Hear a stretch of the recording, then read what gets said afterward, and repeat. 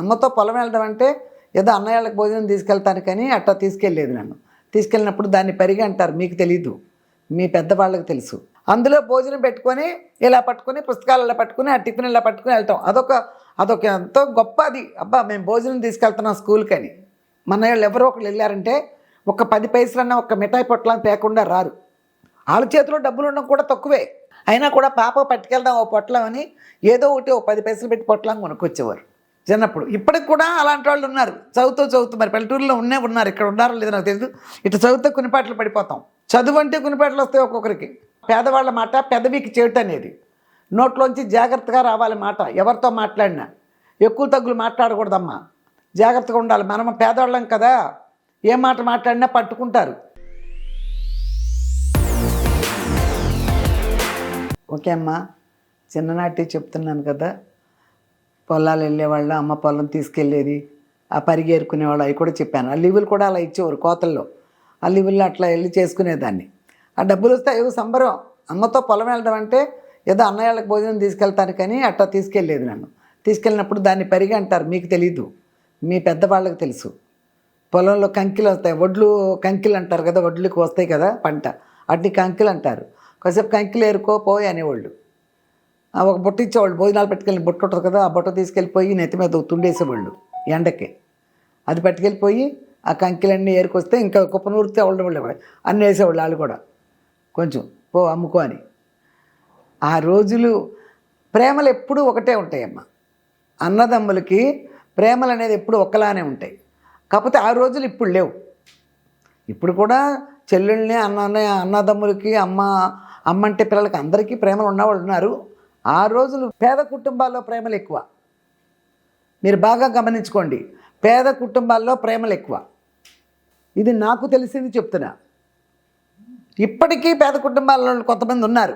ఒక 100కి 20% మాత్రమే క్రోధంతో ఉన్నవాళ్ళు ఉన్నారేమో కానీ 80% పేద కుటుంబాల్లో ప్రేమలతోనే ఉన్నారు. ప్రేమలు, ఆ పరిసర ప్రాంతాలు అన్నీ ప్రేమలతోనే నిండిపోయి ఉంటాయి.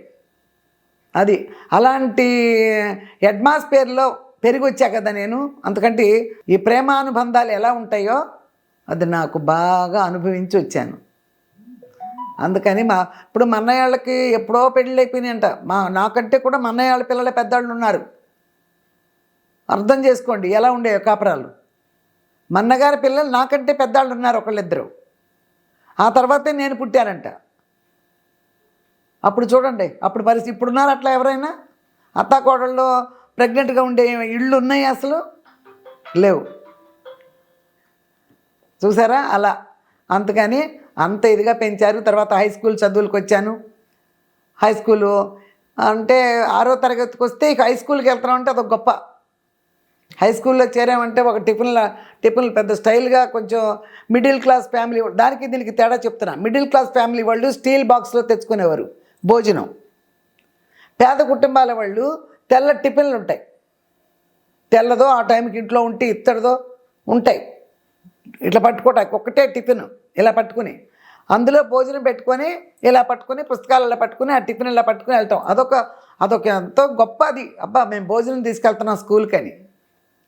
ఆ స్టార్టింగ్లో భోజనం తీసుకెళ్తున్నాం, భోజనంతో అందరితో పాటు అక్కడ తింటున్నాం, అన్నీ ఆ సరదాలు. స్కూల్కి వెళ్ళేటప్పుడు మా అమ్మ ఏం చెప్పేదంటే తల దించుకుని వెళ్ళాలి స్కూల్కి అని చెప్పేది. ఇక్కడ తల దించుకుని స్కూల్లో ఎత్తాలంట తల, అలా చెప్పేది. ఈ లోపల మా అన్నయ్య ఉన్నాడు, ఒక అన్నయ్య మోటూరులోనే, మా ఇంట్లోనే, నేనున్న ఇంట్లోనే ఉండేవాడు. అందరూ తల్లొక ఇంట్లో ఉంటారు. పెళ్ళి అయిపోయినాయి కదా, అందరికీ పెళ్ళి అయిపోయినాయి. నేను చదివేటప్పటికి 2కే అవల, 3కి అవల, 4కి అయిపోయింది నా చిన్నప్పుడే. అప్పుడు అలా తల దించుకుని వెళ్ళమంటావేంటమ్మా, ఏదైనా గుద్దేస్తుందిగా ఏ లారీనో మా కారో వచ్చి, అట్టా చెప్పకో తల దించుకెళ్ళని, దాని దారి చూసుకుని అడవమని చెప్పు అనేవాడు. అట్లాగనమాట. అలాంటి ప్రేమలతో వెళ్ళి చదువుకుని చక్కగా అప్పుడు ఎలిమెంటరీ స్కూల్లో, బోర్డింగ్ స్కూల్లో చదివిన చదువుకి హై స్కూల్కి వెళ్ళినప్పుడు మారిపోద్ది. పీరియడ్స్ వస్తాయి కదా, ఈ పీరియడ్ ఇది, ఈ పీరియడ్ ఇది, ఈ పీరియడ్ ఇది అని. మార్నింగ్ 4, ఈవినింగ్ 3, మొత్తం 7 పీరియడ్స్ ఉండేవి. ఫస్ట్ 4 ఉంటాయి మార్నింగ్, మళ్ళీ లంచ్, ఆ తర్వాత 3 ఉంటాయి. ఆ 3లో కూడా 1, 2 క్లియర్గా జరిగేది. ఇగో డ్రిల్ పీరియడ్ అని, క్రాఫ్ట్ అని ఏమేమో ఉండే. అలా అన్నీ అనుభవించి రింగ్ ఆటలు అసలు ఆ లైఫే వేరులే. ఇప్పుడు కూడా అనుభవిస్తున్నారు పిల్లలు అనుకో. ఈ వేరు కాస్ట్లీ చదువులు కదా. ఇప్పుడు అనుభవాలు వేరు, అప్పుడు అనుభవాలు వేరు. అలా అలా అనుభవించి ఇంటికి వచ్చేసరికి, స్కూల్ నుంచి ఇంటికి వచ్చేసరికి ఏదో ఒకటి ఏమంటారు, చిలకడ దుంపలో అయ్యైనా సరే ఉడకబెట్టి అట్టు పెట్టేసేది మా అమ్మ. అమ్మో పిల్ల చదువుకుని వస్తుందని, పిల్ల చదువుకుని వస్తుంది వేడి చేసేద్దాం. వాళ్ళకి తెలీదు చదువుకుంటే వేడి, పిల్ల చదువుకుని వస్తుంది కదా చాలా వేడి చేసేస్తుంది. చిలకడ దుంపలు ఉడకబెట్టి పెట్టడమా, వేరుశనగకాయలు ఉడకబెట్టి పెట్టడమా, ఇలా ఏదో ఒకటి. లేకపోతే ఏదైనా రొట్టె మొక్క వేసి అట్టి పెట్టడమా, ఇలా చేసి. ఇప్పుడు పిల్లలకు కూడా మరి పిల్లలు స్కూల్ నుంచి వస్తున్నారంటే స్నాక్స్ రెడీ చేస్తున్నారు కదా. అప్పట్లో అవి స్నాక్స్ అనమాట. చిలకడ దుంపలు వేరుశనగకాయలే ఉడకబెట్టి పెట్టేస్తారు. ఏమీ లేదు. ఒకవేళ రాగానే అన్నం తింటే పిల్ల వాళ్ళు ఉండరు. వాళ్ళు ఎట్టన్నా వెళ్ళిపోయినా సరే ఉట్టులు అనేవాళ్ళు అప్పుడు. ఇప్పుడులాగా కబోర్డ్స్లో పెడతామో డైనింగ్ టేబుల్లో పెడతామో కాదు భోజనాలు. ఉట్ల మీద పెట్టేవాళ్ళు. అన్నం కూర దాకా అన్నం కాగు కూరది ఒక ఉట్టు మీద పెట్టేవాళ్ళు. ఆ ఉట్టు ఒక్కోసారి అందేది కాదు నాకు. ఒక స్టూల్ వేసుకుని, ఒక పీట, స్టూళ్ళు ఉండవు, పీటే, ఒక పీట వేసుకుని దాని మీద వచ్చి అవి అందుకుని తిని నా కోసమే అట్టి పెట్టేవాళ్ళు, వండి పెట్టేసి వెళ్ళిపోయేవాళ్ళు. చాలా చాలా మంచి రోజులు నిజంగానే. ఆ రోజులు తలుచుకుంటే ఇప్పటికి కూడా నాకు తన్నుకుంటూ వస్తుంది ఏడుపు. వాళ్ళందరూ లేరు, ఆ ప్రేమలు లేవు, పోయారు కదా అందరూ. అందుకు అవి చాలా చాలా మంచి రోజులు.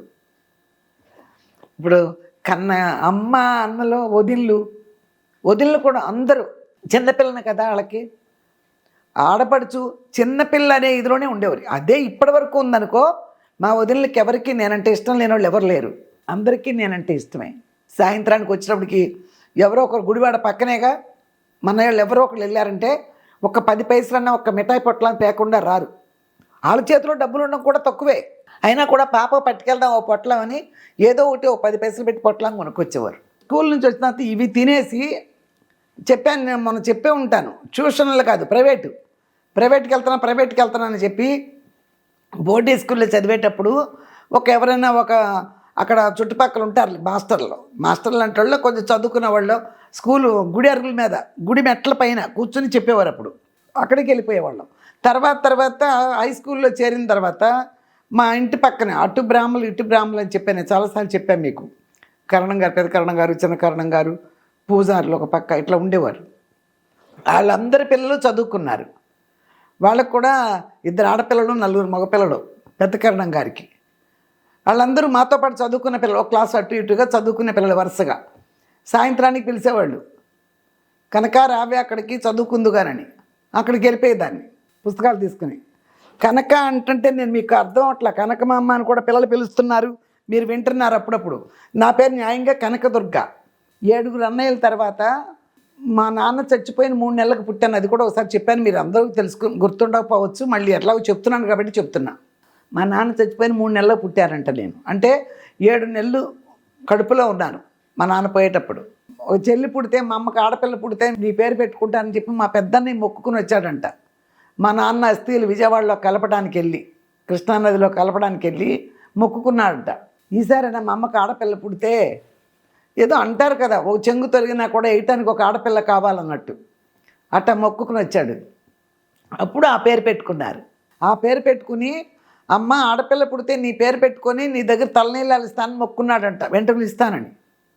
ఇక ఆడపిల్ల పుట్టిన ఆనందంలో అసలు వెంట్రుకల విషయమే మర్చిపోయారు. అదో పెద్ద కథ చెప్తాను తర్వాత. అసలు తలనీలాలు ఇవ్వడం కూడా మర్చిపోయారు. ఎప్పటికప్పుడు జడలు వేయటం, పూలు పెట్టడం, ఈ అందాలు చూసుకోవటమే సరిపోయింది మా అమ్మకి. ఇక అదే అలాగే ఇక సాయంత్రానికి ట్యూషన్కి వెళ్ళేదాన్ని ఆ ప్రైవేట్కి. మా పెద్ద కరణం గారు ఇంట్లో పెద్ద పెద్ద వరండాలు ఉంటాయి కదా, పెద్ద పెద్ద బ్రాహ్మణుల్లో, కరణం గారుల్లో పెద్ద పెద్ద వరండాలు. అక్కడికి వెళ్ళి చదువుకునేదాన్ని. ఈ లోపల ఒక 7:30, 8 మళ్ళీ ఫోన్ వచ్చేసేది. ఒక 7:30కి పాప రమ్మని అన్నయ్యళ్ళు, అదిగో పిలుస్తున్నారా, నీకు పిలుపు వచ్చేసింది, ఏయో వాసనలు వస్తున్నాయి, ఎల్లు తినరా అనేవాళ్ళు. పిలుపు వచ్చే పాప వంట అక్కడ అవ్వంగానే కేకేసేవాళ్ళు, పక్కిళ్ళే కదా, అదిగో పిలుపు వచ్చేసిందే నీకు, ఎల్లు రెడీ అయినట్టు వాసనలు వచ్చేస్తున్నాయి ఏంటో అనేవారు. వచ్చి భోంచేసి మళ్ళీ వెళ్ళేదాన్ని. వెళ్ళిన దగ్గర నుంచి తిని కునిపాట్లు పట్టమే. తినేసి వెళ్ళి చదవమంటే ఇట్టి కునిపాట్లు పడేదాన్ని. ఇక ఇది ఫుల్గా తినేసి వచ్చేసిందిగా, ఇక కునిపాట్లు పడుతుంది. ఇక అయిపోయింది నీ పని, నువ్వు వెళ్ళిరా పడుకో అనేవాళ్ళు. చిన్నప్పుడు. ఇప్పటికి కూడా అలాంటి వాళ్ళు ఉన్నారు, చదువుతూ మరి పల్లెటూరులో ఉన్నారు, ఇక్కడ ఉన్నారో లేదో నాకు తెలియదు. ఇటు చదివితే కొన్ని పాటలు పడిపోతాం, చదువు అంటే కొన్ని పాటలు వస్తాయి ఒక్కొక్కరికి. అది ఆ రోజులన్నీ కూడా ఏది చెప్పుకున్నా కూడా చాలా మనసుకి ఎంతో సంతోషంగా ఉండే మాటలు. అంత ఫ్యూచర్ అంతా చిన్ననాటి అయితే అదే దొరుకుద్ది, మనసుకు హ్యాపీగా సంతోషంగా ఉండేవే దొరుకుతాయి. ఓకేనమ్మా. ఎన్నో చాలా విషయాలు ఉన్నాయి, చెప్పాను కదా. పేదవాళ్ళకి మా అమ్మ అనేది చాలా జాగ్రత్తగా మాట్లాడాలి. పేదవాళ్ళ మాట పెదవికి చేటు అనేది, నోట్లోంచి జాగ్రత్తగా రావాలి మాట. ఎవరితో మాట్లాడినా ఎక్కువ తగ్గులు మాట్లాడకూడదమ్మా, జాగ్రత్తగా ఉండాలి. మనం పేదవాళ్ళం కదా, ఏ మాట మాట్లాడినా పట్టుకుంటారు ప్రతి విషయాన్ని. మనకు అన్నయ్యలు ఉన్నారు, మన కుటుంబం పెద్దదే, కానీ గొప్పవాళ్ళ ముందు మనం ఎంత, షావుకారులు కదా వాళ్ళు, వాళ్ళ ముందు మనం ఎంత జాగ్రత్తగా ఉండు పిల్లలతో అని. నేను అసలు అంతకన్నా నాకు చాలామంది ఫ్రెండ్స్ ఉన్నారు ఇప్పటికి కూడా, రాజామణి, లక్ష్మి, అల్లాళ్ళు చాలామంది ఉన్నారు. మోటూరులో బోల్డ్ మంది ఫ్రెండ్స్ ఉన్నారు నాకు. వాళ్ళందరూ నన్ను చాలా బాగా చూసుకునేవాళ్ళు, కనుక మంచిది అన్నాడు, సూపర్గా చూసేవాళ్ళు నన్ను. ఏమీ తేడానే లేదు, ఫ్రెండ్స్లో కూడా నాకు తేడా లేదు, అంత అన్యోన్యంగా ఉండేవాళ్ళం. అంత ప్రేమ, ఫ్రెండ్స్ దగ్గర నుంచి అదే ప్రేమలు, సొంతాల దగ్గర నుంచి అదే ప్రేమలు. ఊర్లో కూడా అదిగో సందెంకటేశ్వర చెల్లెలు, చందు ఇంటి పేరుతో సహా పిలుస్తారుగా ఊళ్ళల్లో, సందెంకటేశ్వర చెల్లెలు అంటూ ఉండేవాళ్ళు. అందులో నా ఊర్లో కనక అనేది, నేను ఇంకో మా చుట్టాలు ఉన్నారు పెద్ద వాళ్ళు, బాగా మోతుబరులు అనమాట, శలంకాల రాఘవయ్య గారని, వాళ్ళిద్దరు కూతుళ్ళు కూడా కనకలే, ఇద్దరికీ పెట్టుకున్నారు మరి ఏంటో కనకదుర్గని. పెద్ద కనక చిన్న కనక వాళ్ళు. ఆ తర్వాత కనకని మోటూరు మొత్తానికి నేనే, మూడో కనక లేదు ఇక. అందుకని అంత బాగా ఉండేది లైఫ్. ఇక ఇలా అలా అని చెప్పలేనులే. లైఫ్ రోజుకి ఒక 10 నిమిషాలు, మీకు మళ్ళీ బోర్ కదా, ఎక్కువసేపు అయితే మీరు చూడరు, అందుకని 10 నిమిషాల్లో 12 నిమిషాలకి నేను ఇంత చేస్తూ ఉంటానమ్మా, మీరు చూడండి. 2 డేస్కి ఒకసారి మీకు పంపిస్తూ ఉంటా. ఓకేనమ్మా. ఇప్పటికే 10 నిమిషాలు పైన వచ్చేసినట్టుంది, మళ్ళీ తర్వాత ఇంకో దాంట్లో మళ్ళీ చెప్తా. ఓకేనా? ఓకే అమ్మా. మీరు ఒక్కొక్కటి నేనేం చెప్తున్నాను అన్నీ గుర్తుపెట్టుకోండి. మీకు తెలియదు ఈ అనుభవాలు, మీ అమ్మ, మీ నాన్నగారు, లేకపోతే ఇంకా మీ చిన్నపిల్లలైతే మీ తాత, మీ మామగారిని వాళ్ళని అడగండి. ఓకేనమ్మా. మళ్ళీ రేపు ఇంకో మ్యాటర్. ఓకేనా?